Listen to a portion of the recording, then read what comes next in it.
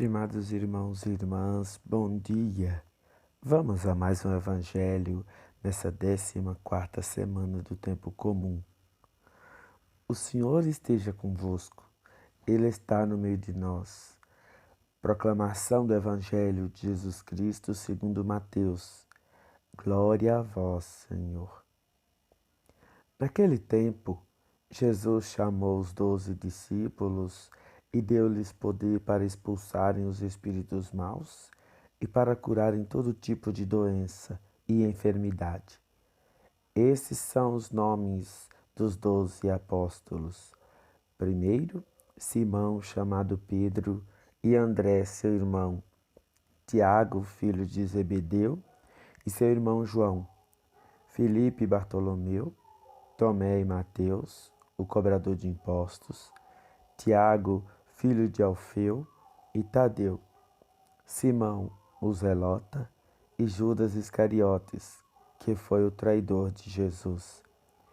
Jesus enviou esses 12 com as seguintes recomendações: não deveis ir aonde moram os pagãos, nem entrar nas cidades dos samaritanos.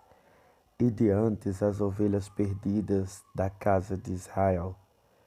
Em vosso caminho anunciai: o reino dos céus está próximo. Palavra da salvação. Glória a vós, Senhor. Estimados irmãos e irmãs, a liturgia de hoje põe diante de nós os 12 apóstolos de Jesus, dando-nos os nomes deles. Como é importante a gente ter um nome, como é importante a gente ser conhecido pelo nome. Jesus nos chama pelo nome, e nesse nome, e por meio dele, é que nós receberemos a nossa missão. Reparem vocês que cada um desses apóstolos, eles têm uma história de vida. Na listagem que nós temos aqui dos 12 apóstolos, nós também podemos continuá-la hoje, né, com o seu nome: José, Maria, João, Joaquim, Davi, Sebastião, enfim, vários são os nomes que nós podemos continuar colocando na listagem dos discípulos, dos apóstolos de Jesus.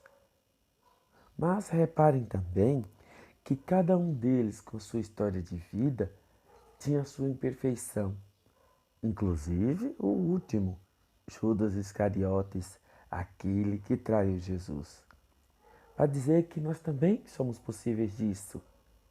Por isso que o Evangelho faz questão também de enfatizar que Judas foi o traidor. Até porque tinha outro Judas, mas não era chamado assim. Ele recebia o nome de Simão, né? E Judas, por ser o traidor, recebe essa ênfase para dizer para nós que nós também, mesmo diante de nossas qualidades, nós também corremos o risco de termos essa fraqueza, de sermos nomeados como aqueles que traiu Jesus, aquele que abandonou Jesus. Nós estamos vivendo uma época em que as pessoas hoje vão muito por conveniência.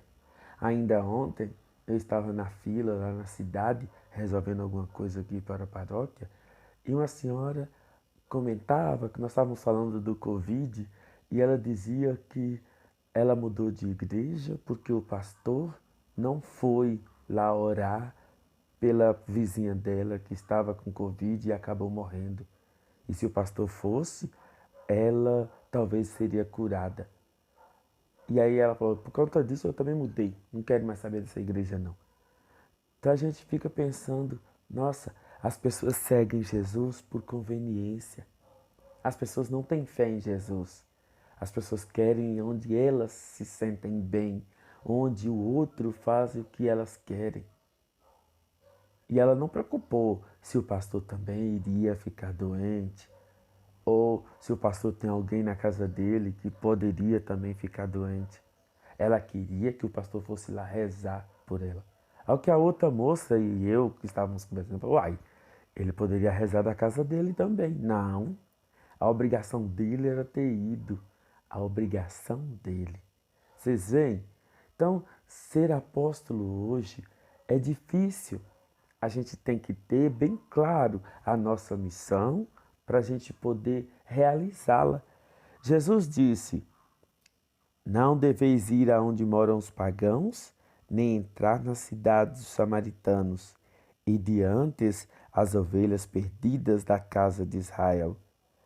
A gente percebe que muitas pessoas que são de dentro da comunidade, que são de dentro da experiência de Cristo, têm mais dificuldade em aceitar, em acolher a palavra do que os que não são nada, os que não têm essa mesma experiência.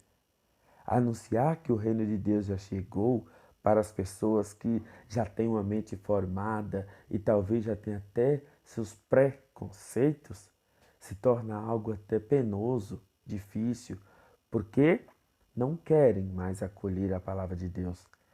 Repito, muitos vivem por conveniência, participam por conveniência, o que é muito triste. Jesus não quer nenhum de nós o seguindo por conveniência. Jesus nos quer por amor, por pela prática e pela vivência dessa fé que nós testemunhamos e assumimos. Jesus nos quer por tudo aquilo que nós acreditamos ser o certo, o verdadeiro, com base em suas palavras. Meus irmãos, minhas irmãs, anunciar o reino de Deus é algo que depende muito do nosso amor, da nossa fé e, acima de tudo, da nossa solidariedade também. Entender, compreender o outro faz parte dessa missão. Bom dia para todos.